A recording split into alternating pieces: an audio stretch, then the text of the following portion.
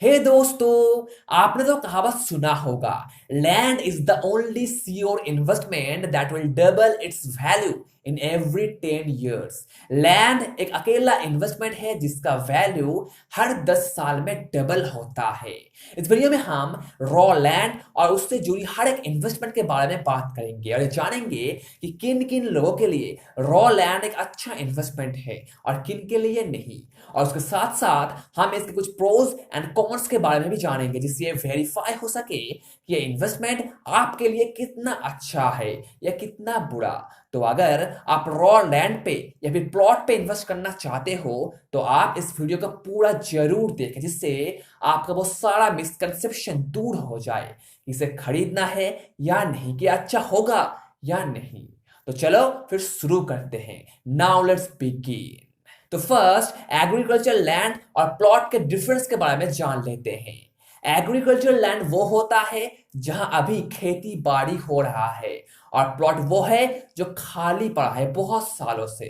पर मुश्किल ये आता है कि लोग एग्रीकल्चर लैंड को प्लॉट बोल के बेच देते हैं, जबकि गवर्नमेंट रजिस्ट्री में वो एक एग्रीकल्चर लैंड ही होता है, क्योंकि उसके आसपास सारा लैंड एग्रीकल्चर ही होता है, इसलिए उसे भी एग्रीकल्चर जैसा ट्रीट किया जाता है। हाँ, थोड़ा प्राइस इंप्रूव होगा अगर आप उसे प्लॉट बना देते हो, पर उतना नहीं जितना होना चाहिए था या फिर जितना होता अगर पूरा एरिया एक प्लॉट होता। तो इसी सिचुएशन में अगर आप उसे खरीद लेते हो तो आप वहां फंस सकते हो, आपको बहुत सारा एक्स्ट्रा पैसा खर्चा करना पड़ सकता है गवर्नमेंट अप्रूवल लेने में या फिर उसे प्लॉट जैसा बनाने में। फिर आप उसे थोड़े प्रॉफिट में बेच सकोगे। तो ये ध्यान रखना और सही से चुनना और ये पता लगाना कि ये लैंड एग्रीकल्चर है या फिर प्लॉट, उसके बाद ही इन्वेस्ट करना। अगर हम इन्वेस्टर के प्रोस्पेक्टिव से देखें तो एग्रीकल्चर लैंड सही नहीं है इन्वेस्टर के प्रोस्पेक्टिव से। हाँ, आपको बहुत कम दाम में ये लैंड मिल जाएगा, इस तरह की लैंड मे बी 2-3 लाख के अंदर एक छोटा सा लैंड, पर उसे बेचने में आपको बड़ा दिक्कत आएगा। और कैश फ्लो भी एक बड़ा रीजन है जिसकी वजह से अच्छे इन्वेस्टर्स यहाँ इन्वेस्ट नहीं करना चाहते। यह कैश फ्लो नहीं होता, बस कैपिटल गेन्स होता है, वो भी स्पेकुलेट करके कि आज मैं खरीद लेता हूं और 10-20 साल बाद उसका वैल्यू बढ़ जाएगा और मैं बहुत सारा पैसा कमा लूंगा। मेरे हिसाब से यह गैम्बलिंग है, क्योंकि प्रॉपर्टी की वैल्यू उस प्रॉपर्टी पे नहीं उस मार्केट पे डिपेंड करता है। अगर वो एरिया डेवलप हो रहा है और आपको पता लगता है कि आगे 2-3 साल में मैक्सिमम 5 साल में ये मार्केट आगे जाएगा तो ठीक है, आप वहां इन्वेस्ट कर सकते हो, पर फिर भी वो एक स्पेकुलेशन ही होगा और कैपिटल गेन में आपको टैक्स भी देना पड़ता है। तो दोनों तरफ से आपका ही नुकसान होगा, टैक्स भी देना पड़ेगा और आप इस टेंशन में भी रहोगे कि कब बिकेगा कब बिकेगा। पर हाँ दोस्त, अगर आप ऐसा लैंड खरीदते हो जो मान लो एक ऐसी एरिया में है जहाँ हर एक के पास एक कार है पर जगह नहीं है उसे रखने के लिए सिक्योरली, तो वो लैंड आपको हर महीने कैश फ्लो दे सकता है। आप वहाँ एक गैरेज बना दो और उन सारे कार्स को प्रोटेक्ट करो धूप से, बारिश से या फिर चोरों से, तो फिर वो लैंड आपको कैश फ्लो दे पाएगा हर महीने और आप उसे बाद में सेल करके एप्रिसिएशन का फायदा ले सकोगे। स्टेशन के पास का लैंड भी आपको इस तरह के कैश फ्लो दे सकता है। आप वहां एक बाइक गैरेज बना सकते हो या अगर वो जगह बड़ा है तो एक कार गैरेज भी, जहां से आपको लाइफ टाइम तक मंथली कैश फ्लो मिलता रहेगा अगर आप उसे सही से मेंटेन कर पाते हो तो, प्लस गवर्नमेंट का अप्रूवल भी हो तो। जरूरी नहीं है कि आप उस लैंड को खरीद लो, आप उसे लंबे समय के लिए लीज पे भी ले सकते हो और उसे काम पे लगा के कैश फ्लो जनरेट कर सकते हो। और आप तो जानते ही हो कि अपॉर्चुनिटी आंख से नहीं दिमाग से देखा जाता है। अपने दिमाग को ऐसे ट्रेन करो जिससे आपको इस तरह की अपॉर्चुनिटी दिख सके, तो ही आप इस खेल में सफल हो पाओगे और आप एक अल्टीमेट इन्वेस्टर बन पाओगे। तो चलो अब स्ट्रेट वे में इसके प्रोज एंड कॉन्स को समझते हैं, क्यों आपको यहाँ इन्वेस्ट करना चाहिए या फिर क्यों नहीं। पहले pros. Number 1, high returns. Land में अक्सर हाई रिटर्न्स मिलता है अगर आप उसे लंबे समय के लिए होल्ड करते हो तो। मेरे एक दूर के रिश्तेदार ने एक प्लॉट खरीदा था 30 लाख में, आज से अबाउट 8-10 साल पहले, जिसका वैल्यू आज अबाउट 1 करोड़ है, क्योंकि वहां का मार्केट इंप्रूव हो गया है और उस प्रॉपर्टी का वैल्यू आउटस्टैंडिंगली बढ़ गया है। उसने अभी तक उसे बेचा नहीं और शायद बेचेगा भी नहीं। पैसा था, खरीद लिया बस। तो लेसन ये है कि अगर आप थोड़ा ट्रेंड को समझ के इन्वेस्ट करते हो तो आपका रिटर्न बहुत ज्यादा बढ़ सकता है। बहुत ही ज्यादा, 30 लाख से सीधा 1 crore. Because the trend is your friend दोस्तों, the trend is your friend. Pros number 2, land investment is cheap. Yes, land investment cheap होता है दूसरे रियल एस्टेट इन्वेस्टमेंट से। आप यहाँ कुछ ही पैसे से शुरुआत कर सकते हो, अबाउट 5 से 8 लाख के भीतर। और एग्रीकल्चर लैंड वो तो और भी कम प्राइस में मिलता है। पर हम एग्रीकल्चर लैंड को सही इन्वेस्टमेंट नहीं कह सकते, क्योंकि वहां ना कैश फ्लो मिलता है, ना ही एप्रिसिएशन, कुछ भी नहीं। जो होगा वो होगा आज से 20, 30 या फिर 50 साल बाद। तब आप बूढ़े हो जाओगे और आपका नेक्स्ट जनरेशन उसका फायदा लेगा। कैश फ्लो हर एक बिजनेस की जान है। अगर कोई प्रॉपर्टी या फिर बिजनेस कैश जनरेट नहीं कर रहा है तो उसे फूल्स गोल्ड कहा जाता है, ना कि रियल गोल्ड। इसलिए आप जहां भी इन्वेस्ट करो, कैश फ्लो आपका मेन प्रायोरिटी होना चाहिए, मेन प्रायोरिटी। सब बाद में, पहले कैश फ्लो। पर अगर आप डेवलपमेंट के लिए इसे खरीद रहे हो तो बहुत ही बढ़िया है। फ्लिप करने के लिए या फिर एप्रिसिएशन के लिए इन्वेस्ट करना सही नहीं होगा। यहाँ आप डायरेक्ट स्पेकुलेशन में फंस जाओगे। तो लैंड चीप है, पर इसका मतलब ये नहीं है कि आप गैम्बल करो। आप ट्रेंड को समझो फिर आगे बढ़ो, आप सही डिसीजन ले पाओगे। लैंड इन्वेस्टमेंट में कंपटीशन भी बहुत कम होता है, इसलिए आपको कम प्राइस में वो मिल जाता है। लोग ना अब लैंड को बेच के रेजिडेंशियल या फिर कमर्शियल प्रॉपर्टी खरीद रहे हैं, या वो वहां बिल्डिंग बना रहे हैं कैश फ्लो जनरेट करने के लिए। क्योंकि लोगों को पता लग गया है कि 100 साल की पुरानी स्ट्रैटेजी आप काम नहीं करेगा। हमें अपना स्ट्रैटेजी खुद बनाना होगा, उसे थोड़ा मॉडिफाई करके। जो आइंस्टाइन ने भी कहा था, हर एक नए प्रॉब्लम का एक नया सॉल्यूशन भी चाहिए, तभी वह प्रॉब्लम सही से सॉल्व होगा। मैं नहीं कह रहा हूं कि लैंड इन्वेस्टमेंट बुरा है या फिर अच्छा है। मैं जस्ट ये कह रहा हूं कि आपको सही डिसीजन लेना है। कोई भी इन्वेस्टमेंट बुरा नहीं होता। बुरा तो वो इन्वेस्टर होता है जिसे पता ही नहीं होता कि वो क्या कर रहा है। अगर आप जानते हो कि आप क्या कर रहे हो तो आप कहीं पर भी इन्वेस्ट करो, आप सफल जरूर होगे। वरना स्पेकुलेशन में फंस जाओगे, आप गैम्बल करते रहोगे और आपका पैसा वहां अटक के रह जाएगा लंबे समय तक। तो ये ध्यान रखना और वैसा ही इन्वेस्ट करना।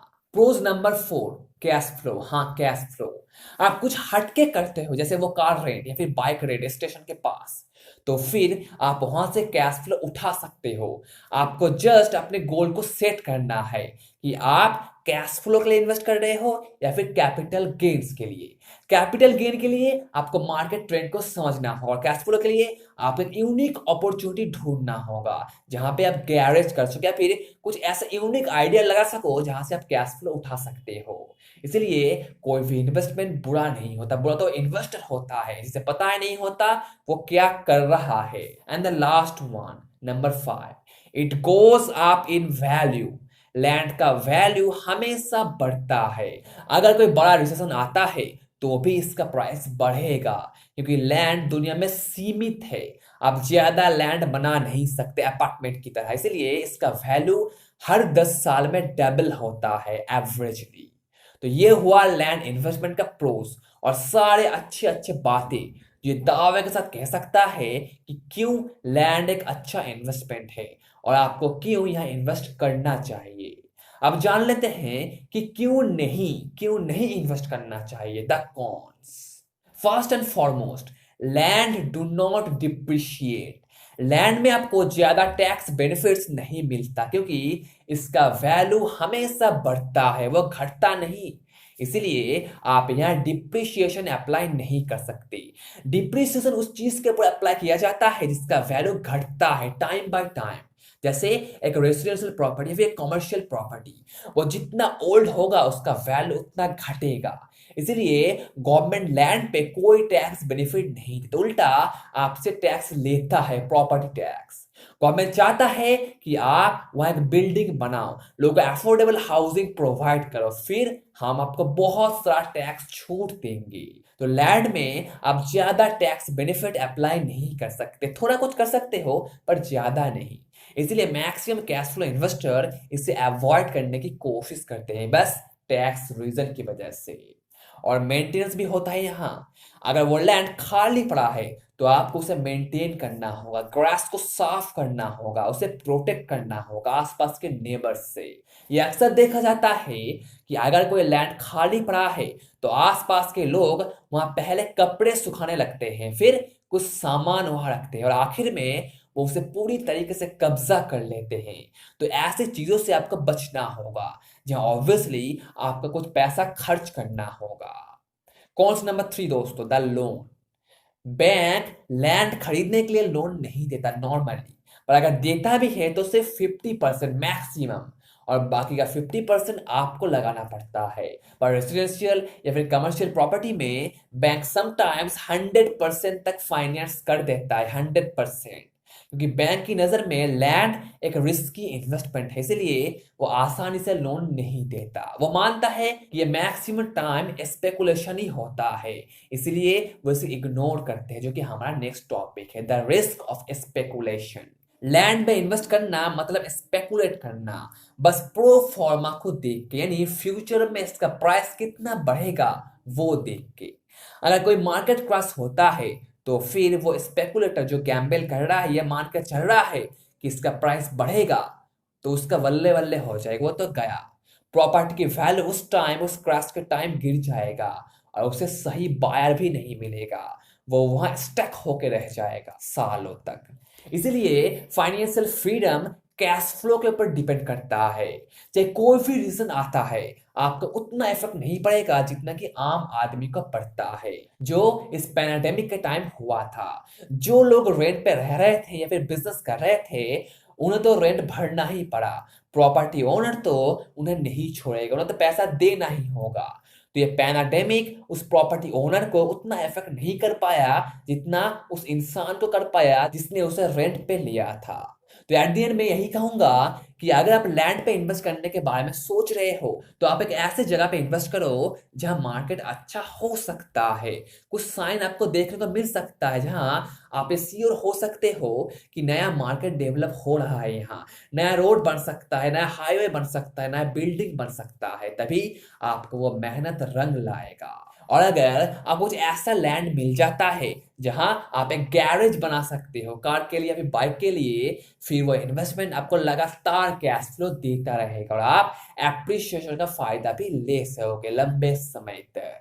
तो ये सारा खेल डिपेंड करता है आपके ऊपर, आप कैसे वहां इन्वेस्ट करते हो, आप कैसे अपॉर्चुनिटी को या फिर ट्रेंड को ढूंढते हो। याद रखना, लैंड में बहुत लोगों ने अपने पैसे को गवा दिया है, खुद की गलतियों की वजह से या फिर किसी और की धोखाधड़ी की वजह से। तो सही से रिसर्च करके ही इन्वेस्ट करना और मार्केट ट्रेंड को ढूंढने की कोशिश करना, आप स्पेकुलेशन से बचे रहोगे।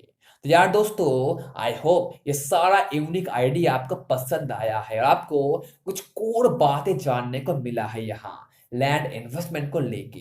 तो लाइक कर दो इस वीडियो को और शेयर करो उन लोगों के साथ जो लैंड में इन्वेस्ट करने के बारे में सोच रहे हैं या फिर इन्वेस्ट कर रहे हैं। चैनल को सब्सक्राइब कर लो जिससे आपको इस तरह की यूनिक डिटेल वीडियो मिल सके। तो चलो फिर मिलते हैं अगले वीडियो में एक इंटरेस्टिंग टॉपिक के साथ। तब तक take care and be safe दोस्तों। Thank you.